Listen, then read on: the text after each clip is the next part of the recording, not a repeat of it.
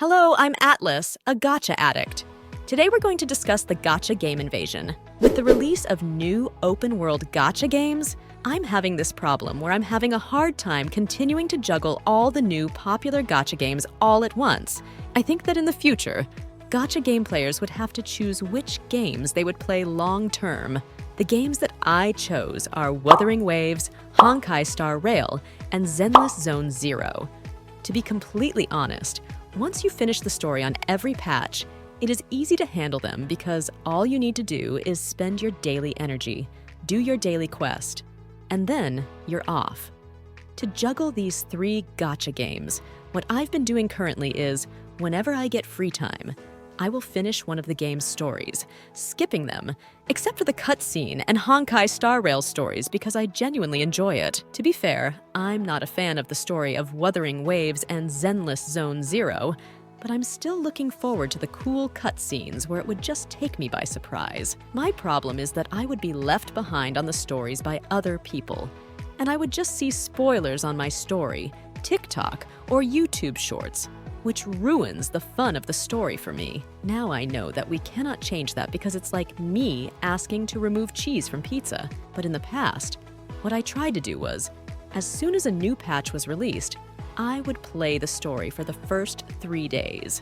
But right now, it is still possible, but much harder to do. If you're like me, who plays other games that are not Gacha games, is a student, or has life responsibilities and just plays Gacha games as a side game, then there would be a time when we would have to choose which Gacha game we should play in the future. Now, most of you may think that this is obvious, but it is hard to let go of a game that you spent so much time on. Look at the genshin players who are actively hating on Wuthering Waves. I think one of the biggest reasons why they pray for the downfall of Wuthering Waves is because they spent so much time and money on Genshin that they would rather choose to stay in their game instead of taking their chance on Wuthering Waves. Because if players leave Genshin, then it's like all of the money and time that they spent would have no meaning because players are now jumping to the new trend because what gives these characters, weapons, and equipment meaning is how big the player base is because they want to flex it.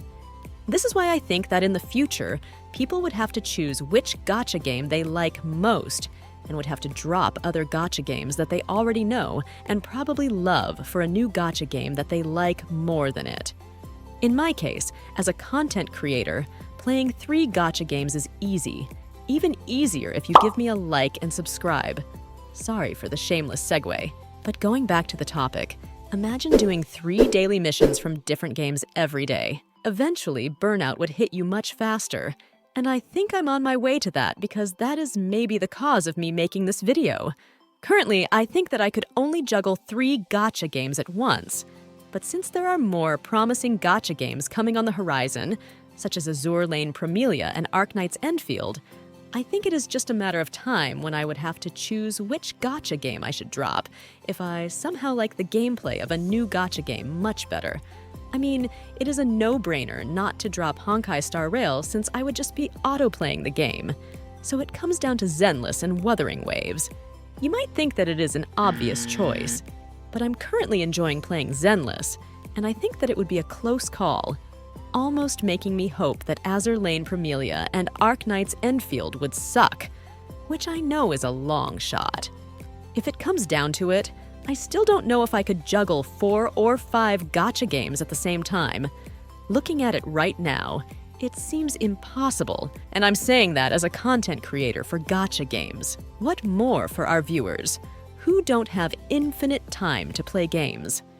At the end, even if you love every Gacha game that releases, you will need to drop some games and only choose the one that you really enjoy.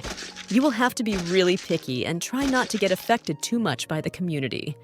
The greatest advice that I could give when trying out new Gacha games is that you should first try out the game for yourself and play it for 1 to 2 hours, then decide for yourself if you enjoyed it or not. After that, you can now look at the community's thoughts about the game. This is personally what I do, because I'm easily bandwagoned by the masses. Whatever I decided within those 2 hours would most likely be my take on the game. The only difference maker for me is Zenless Zone Zero. At first, I really thought that it was garbage, but I'm currently pushing level 40 on the game, and I find it enjoyable. Except for the TV mode. But let's save that for another video. If you liked the video, leave a like and a sub.